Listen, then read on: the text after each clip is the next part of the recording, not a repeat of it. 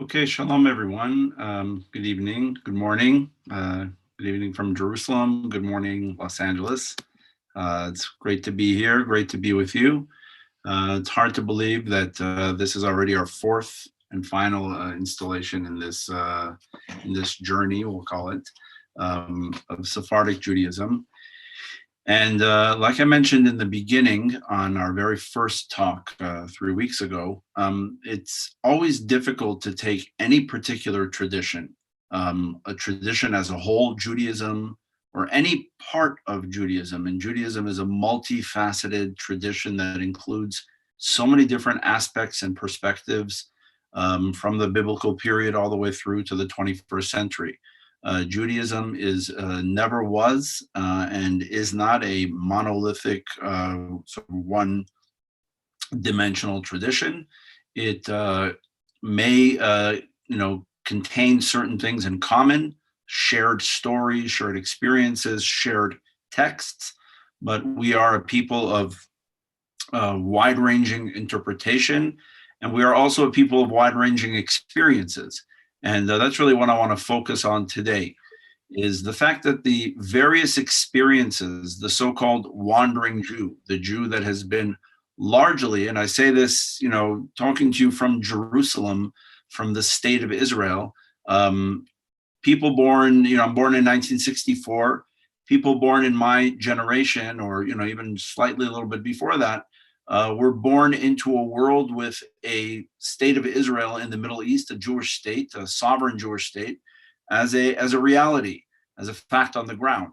Not only was that not the case, before 1948, but it wasn't the case for the majority of our existence, including even when we were residing in Israel, including for the majority of the time when the Second Temple stood, the Second Temple period, only for a small slice of the time that the Second Temple stood in Jerusalem were we actually a sovereign, independent Jewish state. We may have lived in the land of Israel, but under the Persian Empire, under the Greeks, and then, of course, for a long time under the Roman Empire. We had about 100 years of independence, and it was a rocky road of the independent Hasmonean Maccabean state as a result of the story of Hanukkah and the book of Maccabees.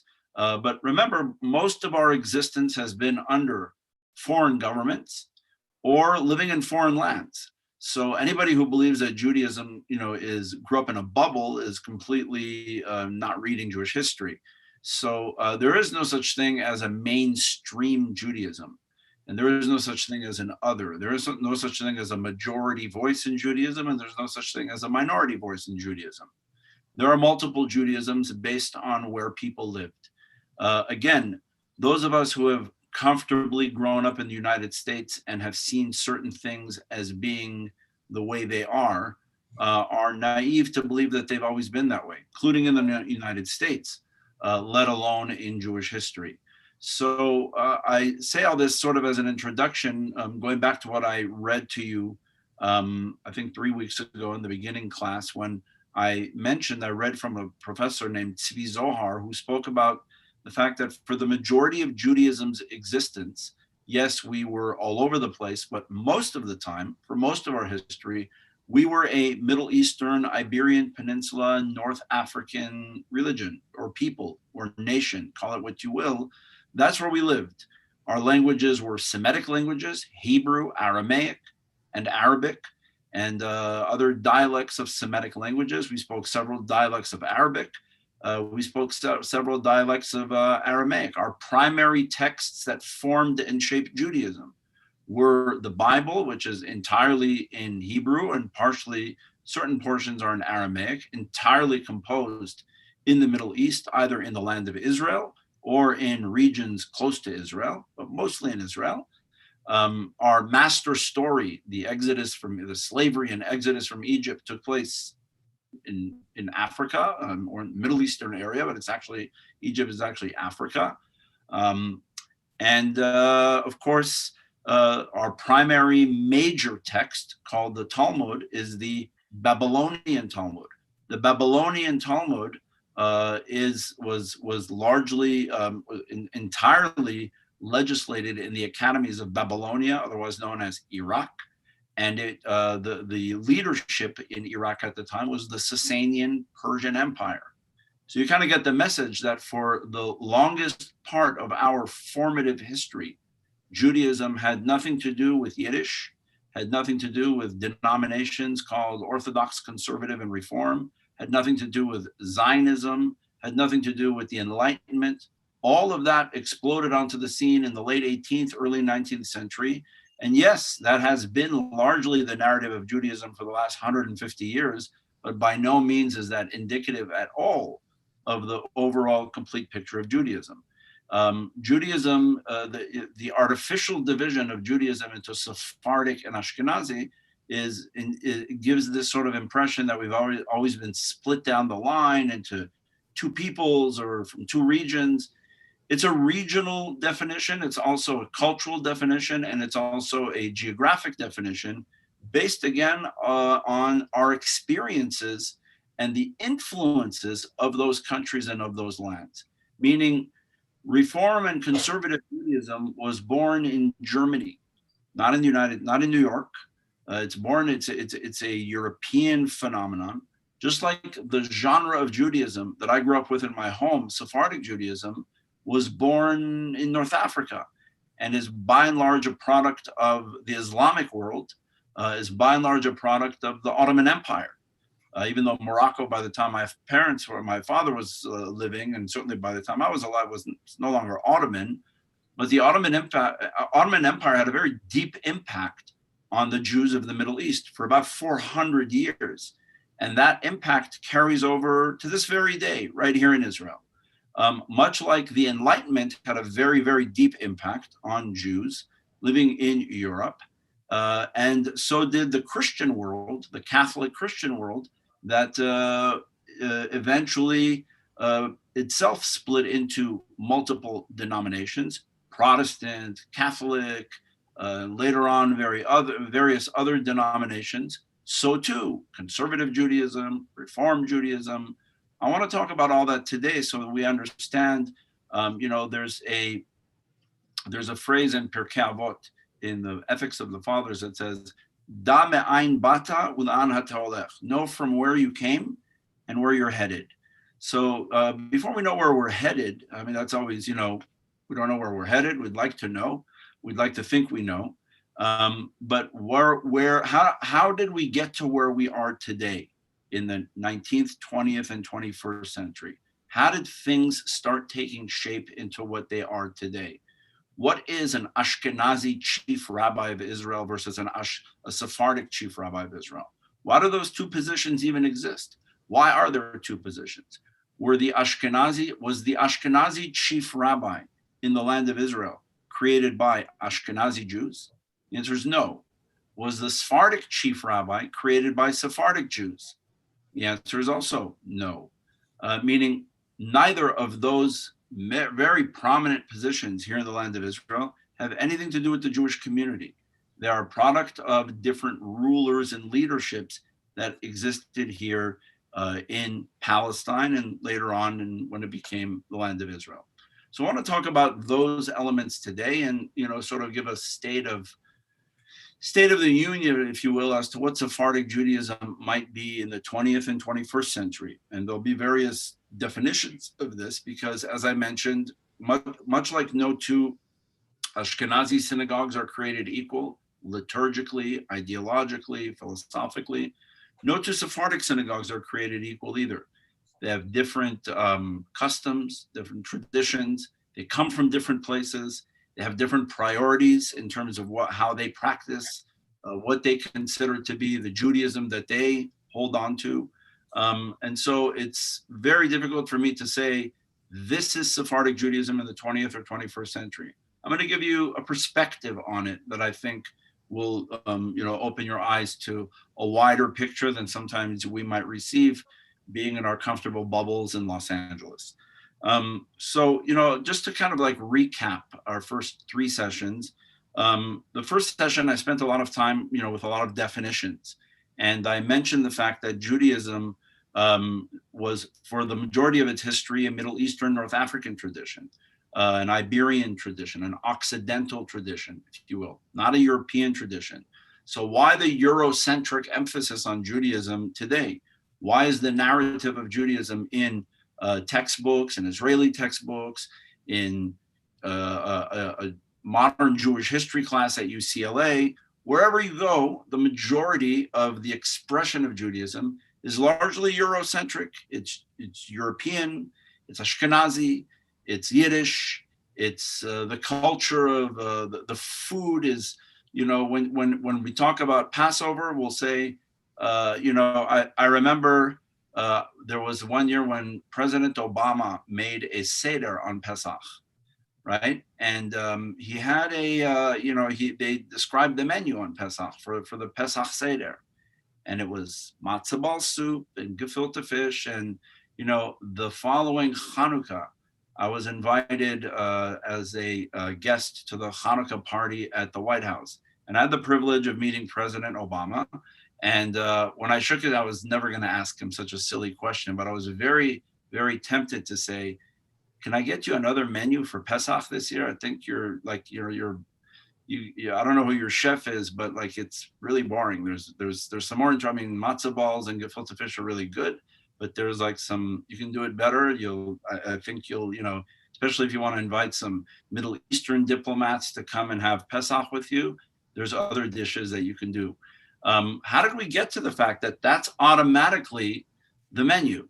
That's automatically and I'm sure if there were tunes chanted around the Passover Seder, they didn't sound like they do in my house growing up. Why did that become a minority voice and the Ashkenazi world became the majority voice?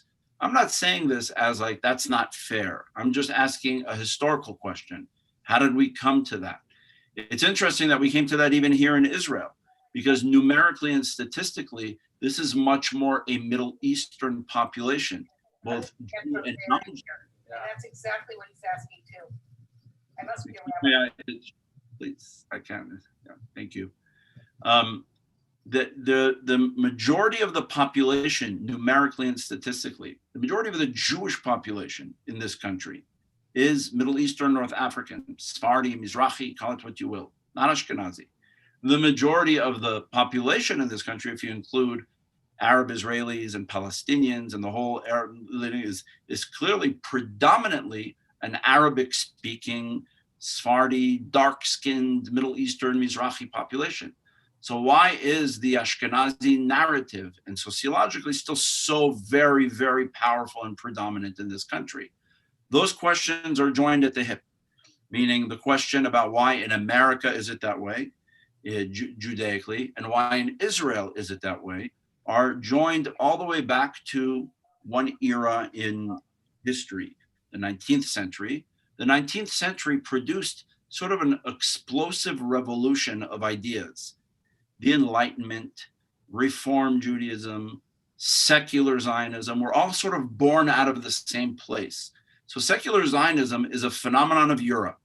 It's a phenomenon of European nationalism.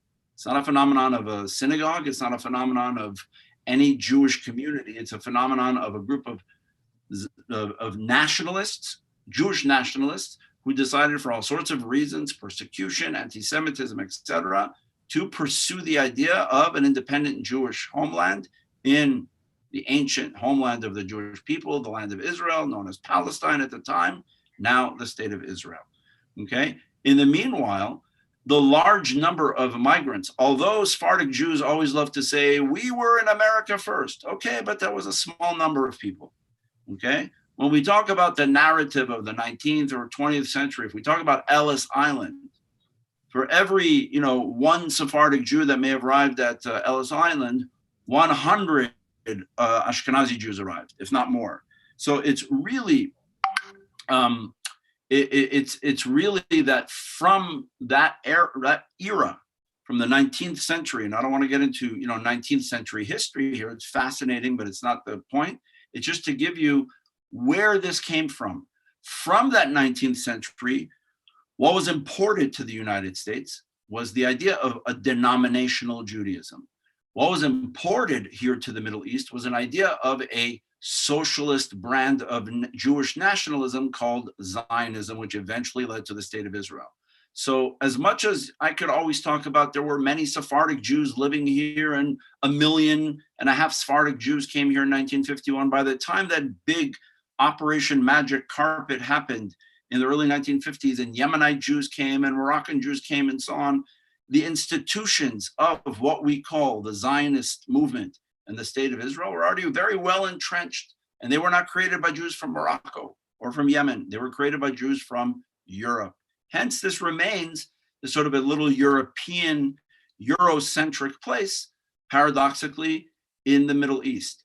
Where I walked this morning to go get my cup of coffee in the shuk of Machane Yehuda, in the market in Jerusalem, you would never know this as European because the majority of the people are speaking Hebrew with very thick Arab accents.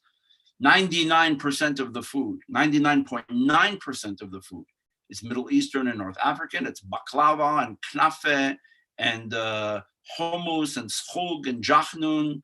I didn't see any gefilte fish being sold up and down the aisles of Machane Yehuda. It is a very Middle Eastern cultured country, still predominantly run by European institutions. The same with the United States, but with the United States, there's even a stronger element, is that Sephardic Jews, for the most part, did not come to America. Most Sephardic Jews stayed put in Arab lands. And when things kind of broke up here in the Middle East with the founding of Israel, the majority of Sephardic Jews, Arab Jews, Jews from Arab lands, call them what you will, they went where? They came here to Israel. Some of them went to Europe, to France. A lot of Moroccans, North Africans went to France, Tunisians and so on, went to France. My father went to France, but long before he went there in 1946, came here in 48 for a year. He fought in the War of Independence. Then he went back to Paris. My language growing up at home, my first language, I didn't know English till I was 5. I speak French. It's my fluent first language. Arabic was the language that my parents spoke to one another, and French. So, we had a very different experience, but we were the minority and we remain the minority. Today in Los Angeles, primarily due to the Iranian Revolution and the economy and wars in Israel, you'll see something that I never saw as a child of Los Angeles when I went to day school in 1970s, okay? There was not a large Persian population like you have in Los Angeles today, and there was not a large Israeli population like you have in Los Angeles today. That all happened starting in the 1980s, the Iranian Revolution, Khomeini, Israelis leaving Israel because they were tired of an economy and they wanted a better life and they felt there was a war and they didn't want to raise their children. For whatever reasons, they came looking for the golden dream in America. And we have today tens of thousands, if not hundreds of thousands, of Israelis, many of whom are Sephardic Jews, Moroccans, Tunisians, Algerians, Yemenites, and so on. And if you go down the Ventura Boulevard in the valley, you'll see a little Israel. And it's a very Sephardic little Israel, not an Ashkenazi one. There's all sorts of synagogues that were created that are Israeli Sephardic synagogues, okay? And of course, there's large numbers of, that's been since 1980, 81, large numbers of Persian Jews that have brought restaurants and food and culture and music and their genre to Los Angeles. And that's changed the face of Los Angeles. But that's largely due to migration patterns based on political circumstances in Iran or here in Israel, okay? But for the majority of Los Angeles's history, it was mostly an Ashkenazi community. There was a Sephardic community. It was the minority, numerically, synagogue-wise, etc. And that's true of New York, and that's true of any Sephardic, that's true of any community in the United States. There are some purists who will say the Spanish and Portuguese came first. That's great. Did they impact the United States Jewish community the way the Ashkenazi Jews came? Maybe in the beginning they did a little bit, but mostly they didn't. Now, so I want to talk understand that explains in many ways why you have the Reform movement, the conservative movement. That was very much part of the trend of what was going on in Europe. Reformations, all sorts of transformative new movements, socialism, Zionism, a lot of isms that were going on. In the Middle East, in the Ottoman Empire, what was going on while all of those isms were developing, while Jews were getting even, entrenched into Bolshevism, right, in Russia, and while Jews were developing Zionism, and while the Reform movement was taking shape, and while the conservative movement was taking shape, and while Orthodoxy, yes, Orthodoxy is a movement in and of itself, ultra-Orthodoxy, modern Orthodoxy, no Sephardic Jew who observes the commandments and who is traditional refers to themselves as Orthodox. A Reform or conservative Jew will say, well, I know a Sephardic Jew. He keeps Shabbat. The family keeps kosher. They don't drive to the synagogue. They sit in a synagogue that has men and women sitting separately. They don't use a microphone. They don't have music. They're Orthodox Jews. That term, orthodoxy, was born in Germany as a reaction to Reform Judaism. And it impacted the way those who observed Jewish law interpreted Jewish law. They became much more, I would say, conservative, and I don't mean conservative Judaism. I mean conservative as opposed to liberal in their interpretation of Judaism. Why? Because they wanted to preserve the tradition in the face of what they felt was this threat of Reform Judaism. Synagogues suddenly playing organs and having choirs. And don't forget what Reform Judaism looked like. It's not the Judaism you have at Wilshire Boulevard Temple. You have a much more traditional Reform Judaism than your ancestors did in Germany. It was a very, very different world. It was influenced by the Enlightenment. They wanted to change Shabbat services to Sunday, confirmations instead of bar mitzvahs, et cetera, et cetera.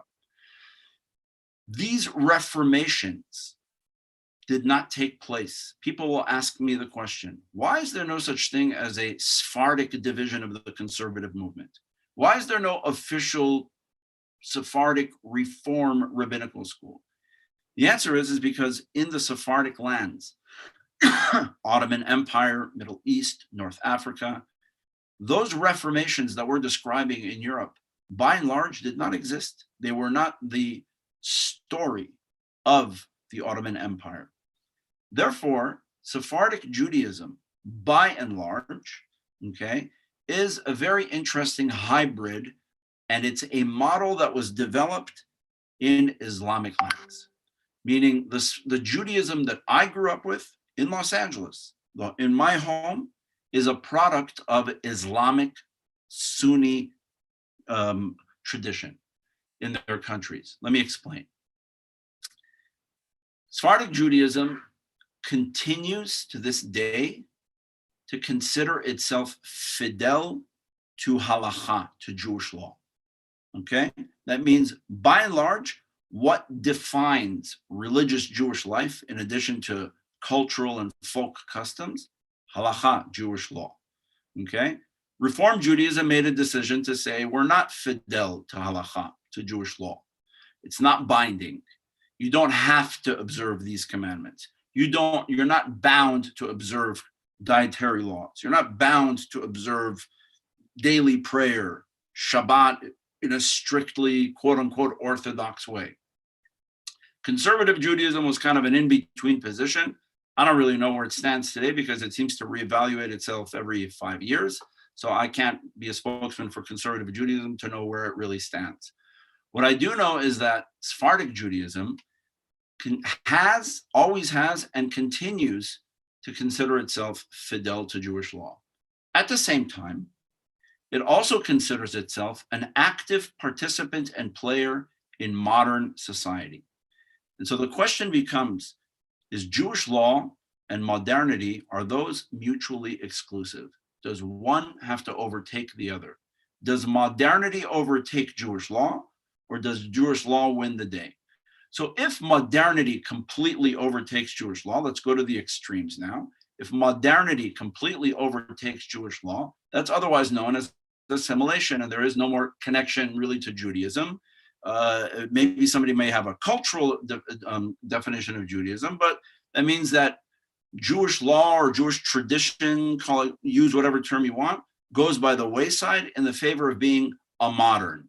Okay. On the other hand, if Jewish law overtakes modernity to the point that there is no room for any modern innovation, that is shtetl Judaism. That's Judaism of the ghetto. That's Judea, whether the ghetto is an actual ghetto or whether the ghetto is in Los Angeles or in Manhattan or here in Jerusalem, right? Where you can create your own little walled ghettos like those who call themselves ultra-Orthodox, Haredi, yeshiva-ish Jews. That's how they live. Sephardic Judaism's hallmark has been to live with the balance of tradition and modernity. It's easier said than done. It's not always easy.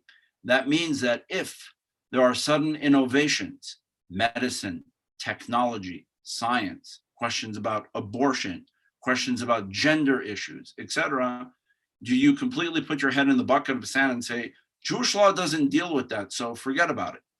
Many Ashkenazi ultra-Orthodox Jews have that approach and say, there's no precedent in the Torah to talk about transgender. There's no precedent in the Torah to even talk about an existing gender named women serving as rabbis. So we have nothing to discuss, okay? On the other hand, there are those who say, whatever, who cares what Jewish law has to say? Just change it, okay?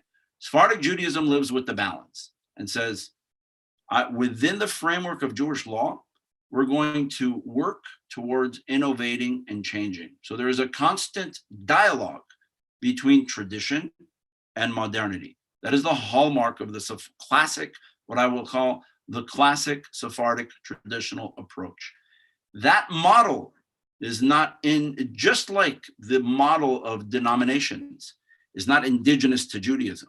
Jews did not invent denominationalism, right? The Catholic world, the Christian world, invented the denominational religious world, and Jews borrowed that and created their own Reformation, Reform, Conservative, Reconstructionist, etc. Along the same lines, Sephardic Jews did not create the blend I just described to you of Jewish tradition having a constant dialogue with modern innovation. As the world changes, as modernity continues to develop in front of our eyes, the blend and the constant dialogue between classic Jewish law, halacha, tradition, and modern day issues. And that's not an invention of the Sephardic Jews. That's an invention of the Islamic world. That is how the majority of Muslims, Sunni Islam, not Shiite Islam, which is ultra-Orthodox, if you will. It's the fundamentalist Islam, like in Iran, like Hezbollah, like these organizations that are just very, very much Islamic fundamentalists with no blend or fluidity. In Islam, just like we have a tradition in Judaism called halacha, they also have a tradition equally dynamic and flexible called Sharia law. Today, when you hear the word Sharia, you think of horrible ideas of Daesh, whatever it's called, ISIS, and terrorism and so on, because those are by and large organizations that have a very fundamentalist approach to Shiite law, to Sharia law.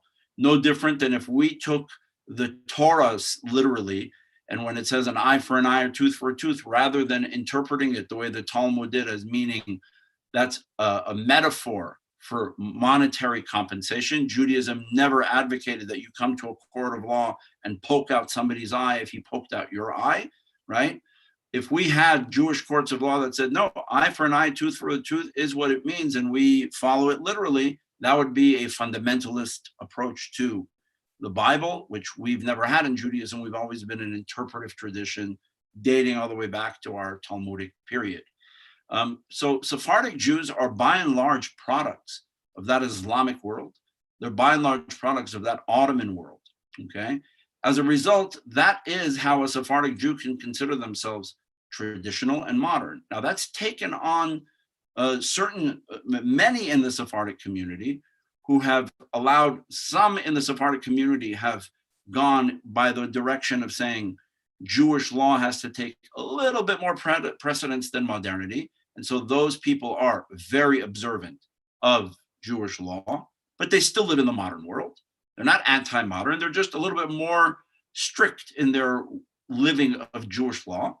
And then there are others who have allowed modernity. There's a big number of them here in Israel, a huge number, who have allowed the modern way of life to like kind of overtake the way they live their lives. So they're no longer the strict observers of Jewish law, but just like the stricter observer will not abandon modernity and say, I'm cut off from the modern world. The more lax observer will not abandon Jewish tradition. And that model of the more lax observer who doesn't abandon tradition is very common Sephardic way of life here in the state of Israel. I'm going to give you an example. Okay, I'm going to take you through a typical Friday through Saturday night in a Moroccan home in Sderot or in Kiryat Shmona and all those development towns where a lot of North African Jews live. Friday night, okay, I've experienced this. My family, my uncles were like this. My cousins lived like this.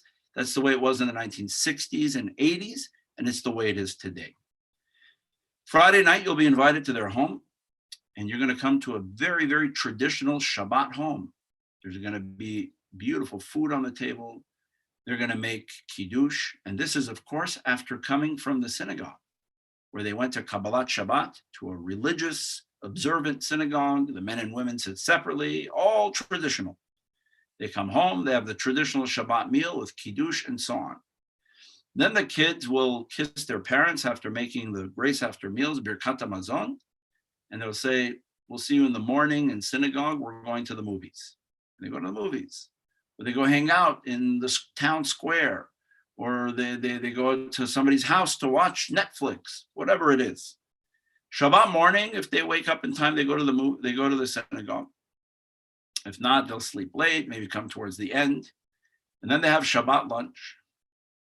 After Shabbat lunch, they go to the beach.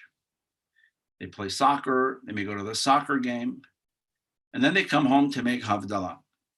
So that means they've gone through a 24-hour cycle of living a traditional life. They haven't abandoned, they've observed every element of tradition and of modernity. I'm going to give you a real life example of something that also is a phenomenon of this. Their education. The education of a typical Sephardic child here in Israel.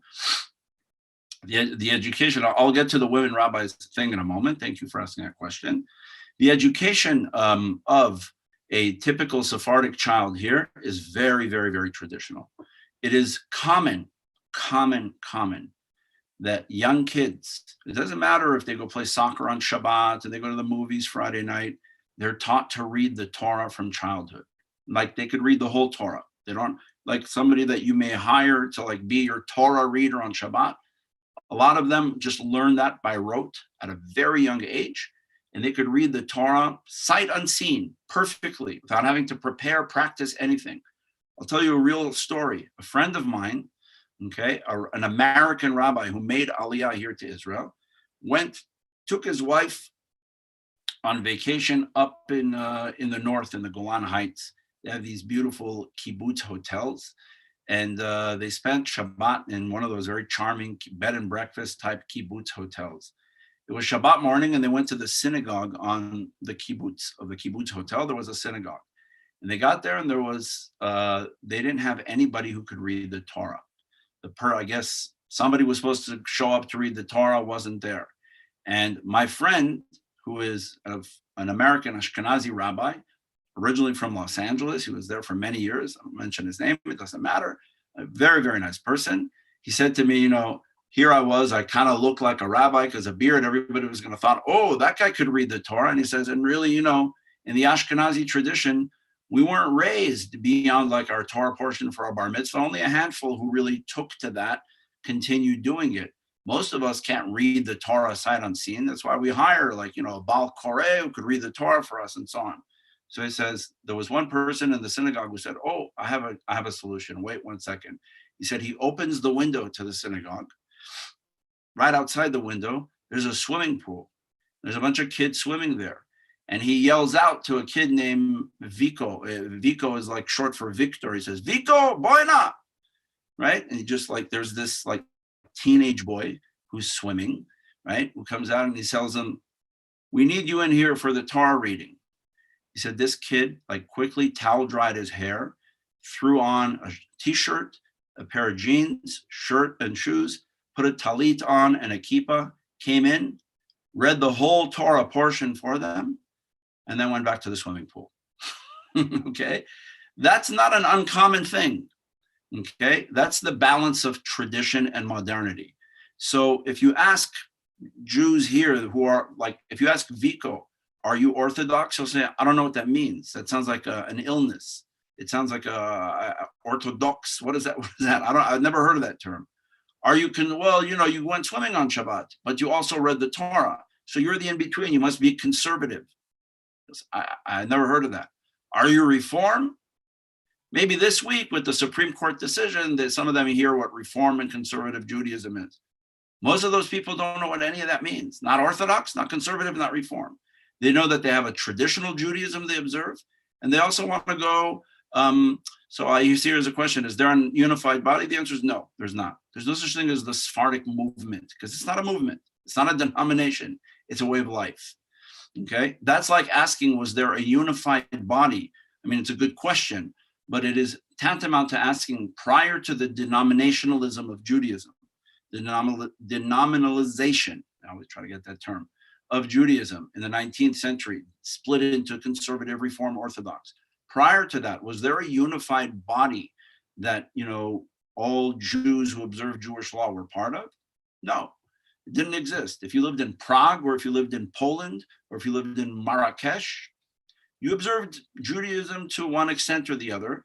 And the divisions back there were more based on what I'd spoken about earlier, the Spanish tradition that had developed both the rationalist philosophic tradition of Maimonides and the mystical Kabbalistic tradition of Moshe de Leon, the Zohar, Nachmanides, later on in Tzfat, Cordovero, Cairo, etc. All of those were really the divisions of Judaism at the time. Are you a rationalist or are you a mystic? Are you Maimonidean? Would you burn Maimonides' books, or would you study Maimonides' books? Do you believe in the mysticism of the Zohar as it was studied by Shlomo Alkabetz? Do you recite Lecha Dodi Friday night? Understand that today everything's blended, and we say, oh, it's really beautiful. Let's sing Lecha Dodi Friday night. Anybody who was a Maimonidean Jew did not allow Lecha Dodi to be chanted Friday night in their synagogue. Why? Because Lecha Dodi is a product of complete mysticism. Just like there were many beautiful poems written by Solomon ibn Gabirol and Ibn Ezra that were chanted by some Sephardic Jews on the high holidays. I mentioned some of those last week, okay? But other Sephardic Jews refused to recite those. Why? Because who were Ibn Gabirol and Ibn Ezra? They were rationalists, and there were many Sephardics who said, no, we are of the mystical branch. We feel that rationalism was the problem in Judaism. Judaism became too modern, too philosophical, etc. Those were the divisions, right? Reform, conservative, Orthodox. The fact that there's no body in Orthodox Judaism that unifies all of Orthodox Jews, right? There's modern Orthodox. Even the modern Orthodox is splintered into different bodies. Conservative Judaism loosely has one body, whatever it's called: United Synagogue, United Rabbis, the Reform Movement, World Progressive Judaism.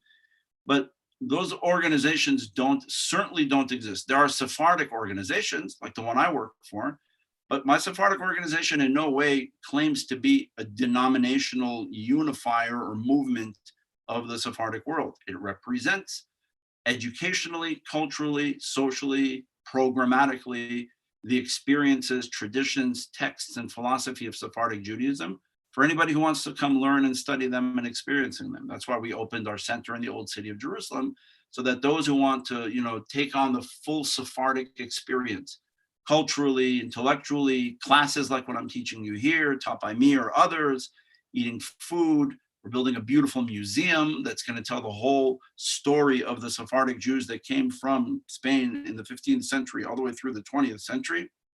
It's the first ever full-fledged Sephardic museum of the old city of Jerusalem. It's our biggest project that we're building right now.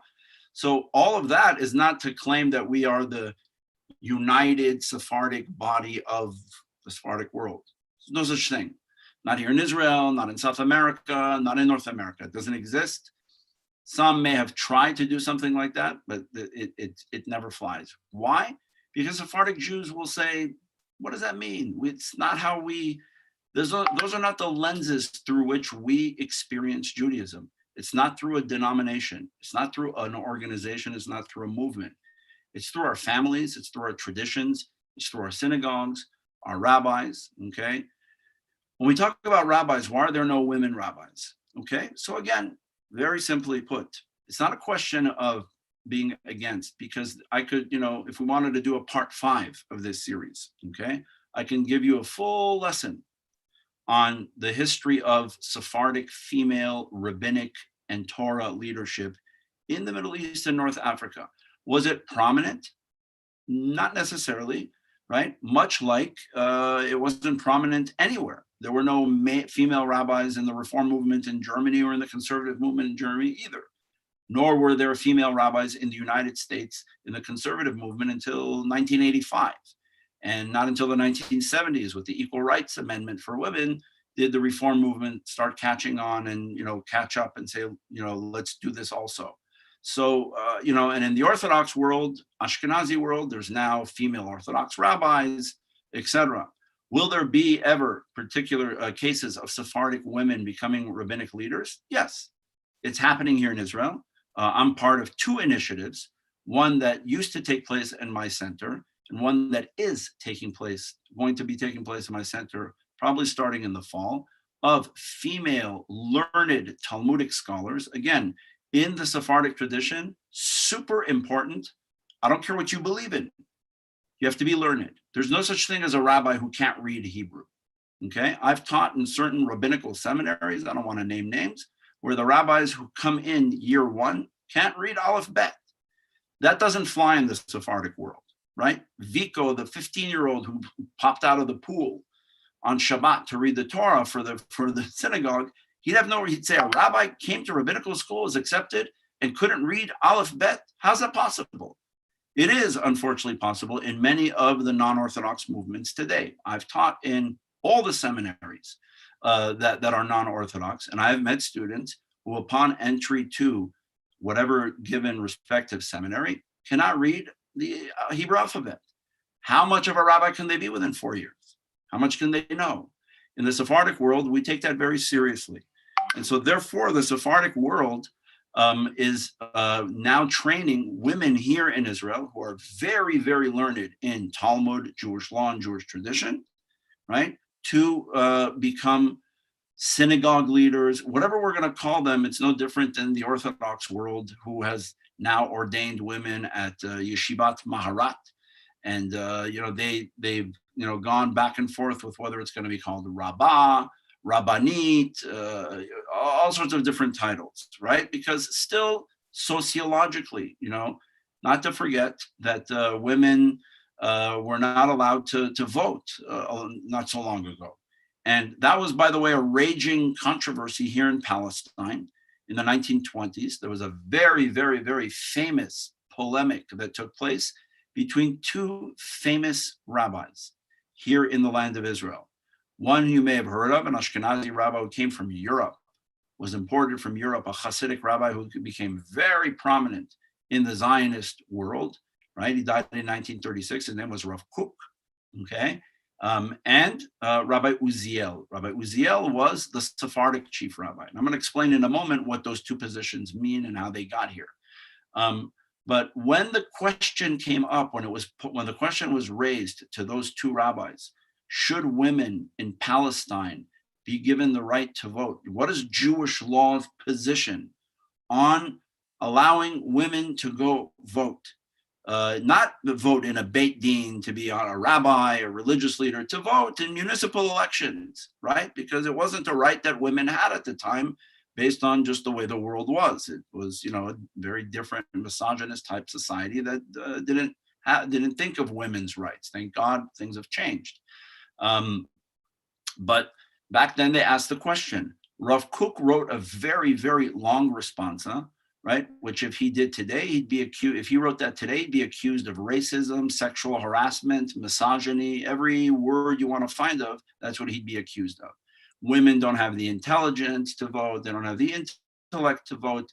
They're going to come dressed immodestly, and it's going to be immodest for men and women to be in the same polling place. What if a man is voting and the next person that's going to walk in to vote after him is a woman, and they're going to touch one another on their way in and out?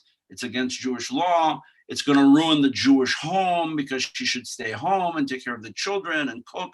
take every single terrible stereotype you want to find that smacks all the textbook definitions of misogyny. That's what he wrote, Rav Kook. Okay, Rabbi Uziel, okay, who was not a European. He was born in Palestine, in Jerusalem. He spoke Arabic and Ladino and a lot of other languages. He's a product of Ottoman Arab Palestine. He wrote a response. And he said, if we're going to base it on intellect, I could list you a lot of men who are not intellectual. They shouldn't vote. And if you're going to say that it's not modest to be in the same place, in the same polling place, what's going to come next? That we're going to say it's not modest for men and women to go shopping in the same supermarket? Are we going to say that there's going to be separate sidewalks, one sidewalk for men, one sidewalk for women? Are we going to say that there's going to be separate entrances for men and women? Well, Rabbi Uziel wrote this in the 1930s. Little did he know that in the ultra-Orthodox Ashkenazi community, all those things that he was saying tongue-in-cheek actually, unfortunately, came true. And there are cities here in Israel today where there are neighborhoods where men and women enter into different areas, and women are not allowed into certain supermarkets, and there are different sidewalks and all sorts of insanity and crazy things that exist here in 2021 in Israel. So, excuse me. So the idea here is that the Sephardic, now Rabbi Uziel was perhaps the preeminent example, and again, what did he look like? Here's a picture of him, right? Dressed in the garment that's Ottoman with the turban. He hardly looked like, the modern rabbi with a top hat or the little goatee beard. And, he was a very, very, very forward-thinking rabbi. As a matter of fact, myself and one other rabbi are working on a major project translating his writings into English, because other than one book that came out by my colleague, that's who I'm working on it with, Rabbi Mark Angel from New York, he wrote a biography of Rabbi Uziel called Loving Truth and Peace, The Grand Religious Worldview of Rabbi Ben Zion Uziel. This book is out of print, so we are reprinting the book, a new edition that's going to come out, please God, but it's going to be an expanded edition that's going to include translations of original texts of his, so people could not only read about him like they do in this book, but they could actually read him. Just like you read Heschel, you read Soloveitchik. Many of those books were originally written not in English, and they were translated so that they became famous in America.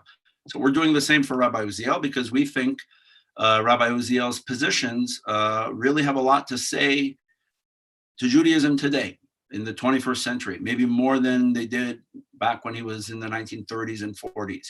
He was the only chief rabbi, Sephardi or Ashkenazi, to serve under 3 political administrations here in Palestine. He was the chief Sephardic rabbi of the Ottoman Empire of Palestine, appointed in 1911. That changed in 1917 when the Ottoman Empire was defeated and the British mandate came in, and he was then the chief rabbi of the land of Israel starting in 1939 under the British mandate. And then in 1948, he became the chief rabbi of the first Sephardic chief rabbi of the state of Israel under the Zionist government. He died in 1953. Now, that position, or those 2 positions, Sephardi chief rabbi, Ashkenazi chief rabbi, what are they? Who invented them? I mentioned it's not Jews who invented them. The Sephardic chief rabbis, so-called, okay, the actual term for it is a Turkish term called Chacham Bashi.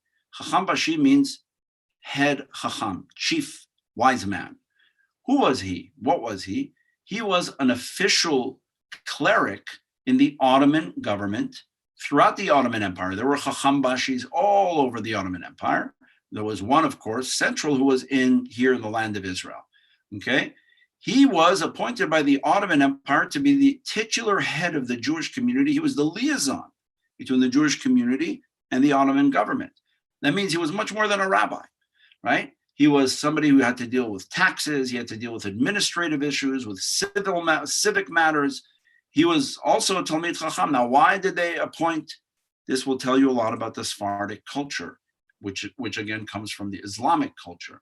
Why did they appoint a rabbi to be that position? What does a rabbi have to do with that? Rabbi shouldn't get involved with those things. In those worlds, when they wanted a head, somebody who they respected, who did they look to? They didn't look to the wealthiest person. They didn't look to the lawyer, the doctor, the lay president of the federation. They looked to the rabbi. The rabbi was the chacham, was the wise man.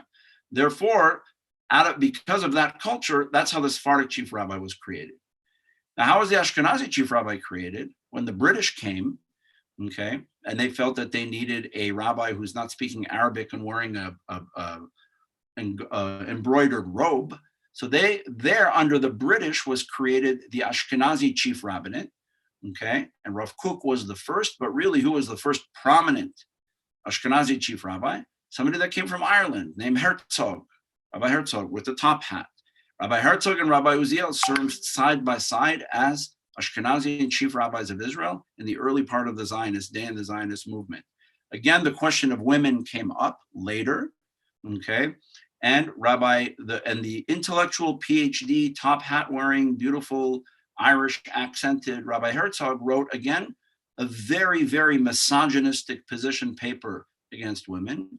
And Rabbi Uziel again responded in a very, very liberal, progressive fashion. The reason being is because Rabbi Herzog, as modern as he looked, as modern as he was, Dr. Herzog, PhD, top hat, European, all what you will, he came from a culture that had something called Orthodox Judaism that reacted to Reform Judaism and therefore became very, very careful about its relationship with modernity. Rabbi Uziel never grew up in that environment. He didn't feel threatened by modernity. He didn't feel threatened by women voting. He didn't feel threatened by women serving on a Beit Din. He didn't, a rabbinic court of law. He didn't feel threatened about women becoming rabbis. And I promise you, were he alive today, he would say, what are you waiting for? Of course there should be women rabbis, and there will be.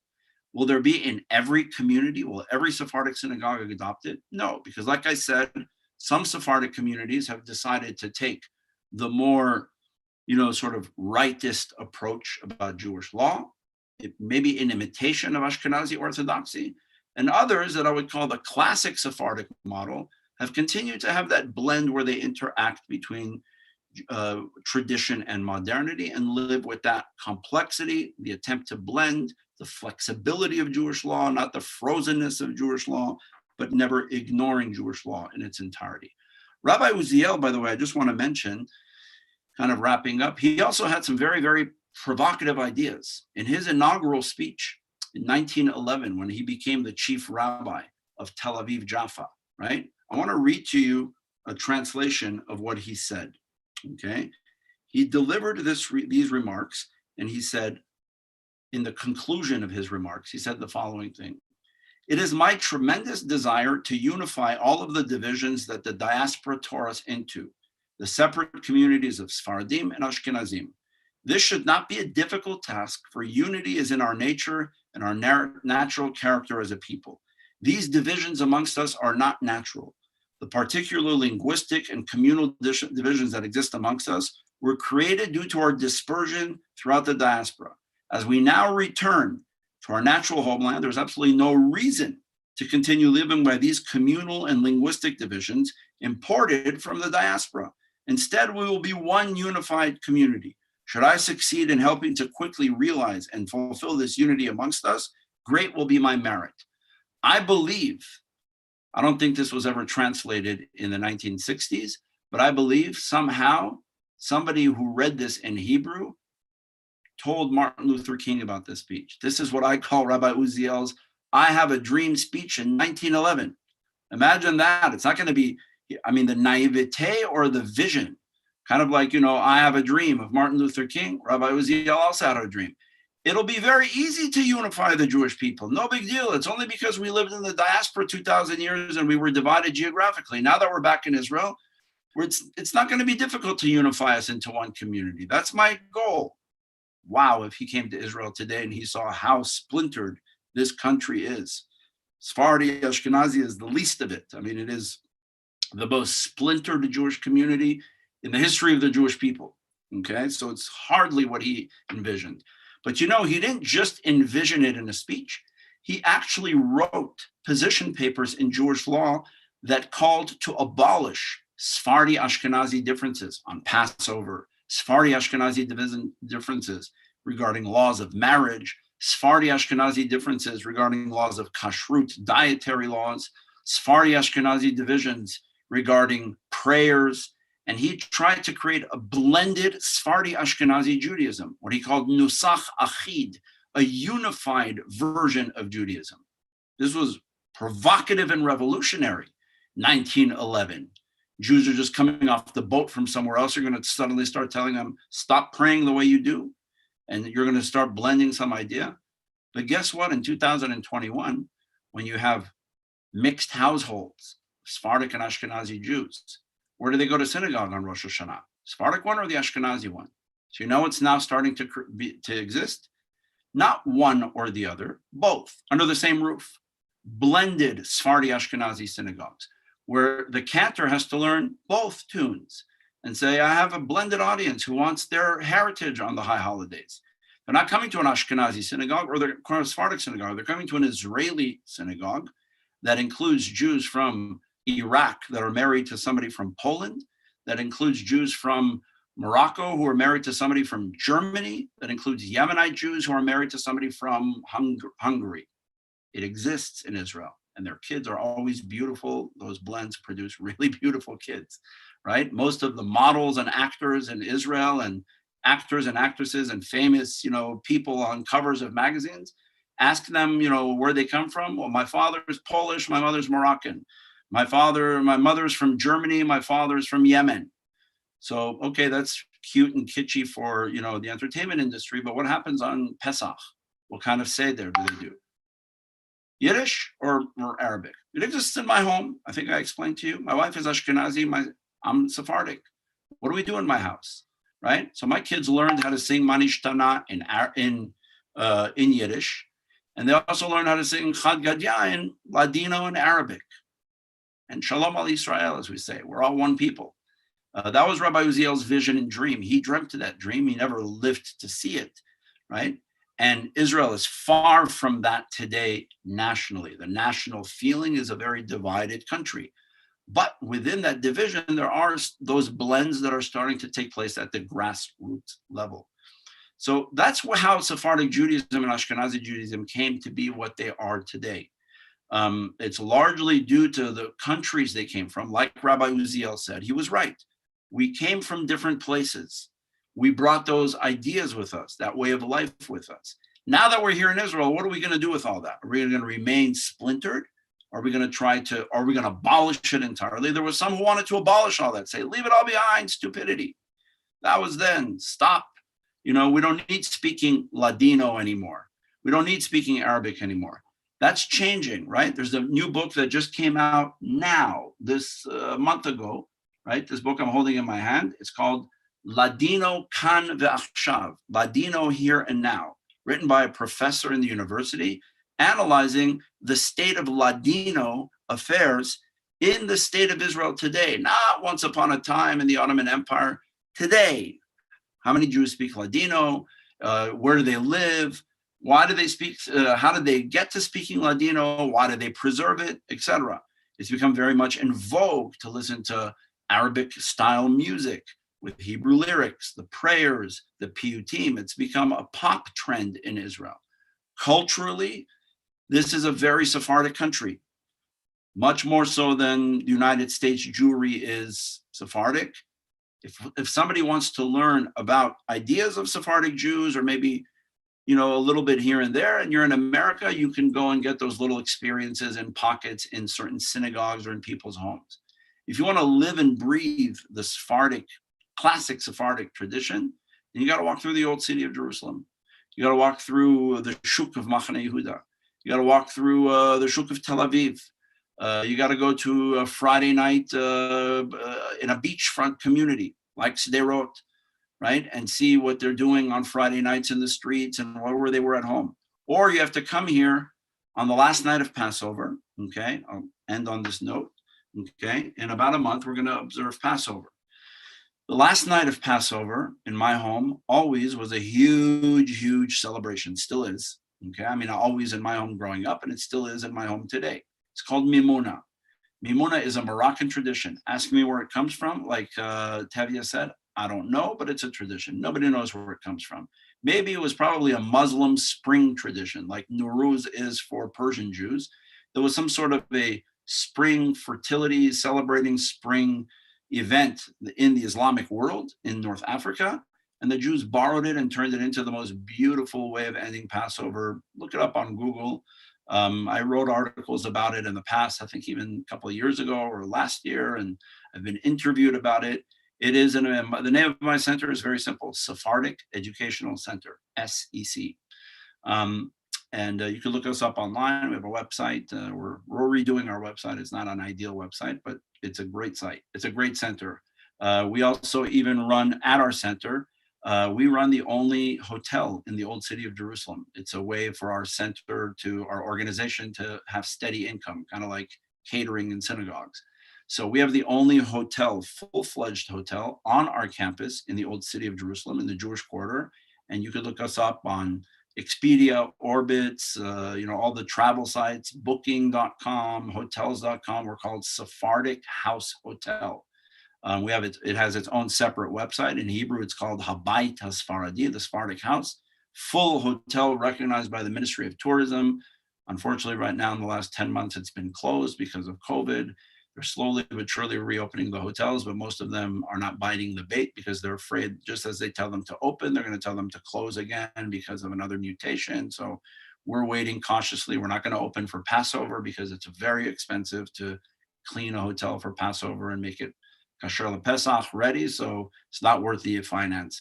Until they open the skies again and we get tourism coming from all over the world, us and every other hotel are not going to be able to make money, because no Israeli hotel survives on Israelis coming to the hotel. It's tourism based. So the last night of Passover, Memona, okay, in Los Angeles, you have to look for it somewhere. Maybe some organizations now do it, but when I grew up, there was like my home, and like maybe 5 other homes that we knew of that had Memona. And you like hopped around from party to party. Here in Israel, the last night of Passover, which is here, Passover is 7 days, not 8 days. They don't have that ridiculous 8th day. I think in the Reform movement also, you don't have the 8th day. Smart. So they don't. The last night of Passover, this meaning after 7 full days, that night, Memona is not something that's celebrated only in Moroccan homes. It's a national holiday. Okay, it's a block party from the north of Israel to the south of Israel, and it's not only that night. The next day, all over the country, there are, just like if you've gone to the park, like Rancho Park for Yom HaAtzmaut, for the Israel Festival, right? Those sorts of, remember those festivals that they used to have in the park, right? They have that all over Israel. Memona, national Memona. It's become a national holiday. So I always tell people, and that's why our center is located in Jerusalem and not in New York or in Los Angeles, because if you want to give people the full, real, legitimate Sephardic experience, there's only one place in the world today that really exists as a breathing, living culture, right? That's here in Israel, because the communities are here, the way of life is here, the numbers statistically are here, and again, this is the Middle East. It's not North America or South America. This is where Sephardic Judaism. This is indeed where Judaism was born, and the Judaism, as it's expressed, is a blend of, old Middle Eastern customs, Islamic customs, God knows where else the customs come from, but that's the Judaism that's called Sephardic Judaism, which I was happy to spend this time, these last 4 weeks, sharing with you.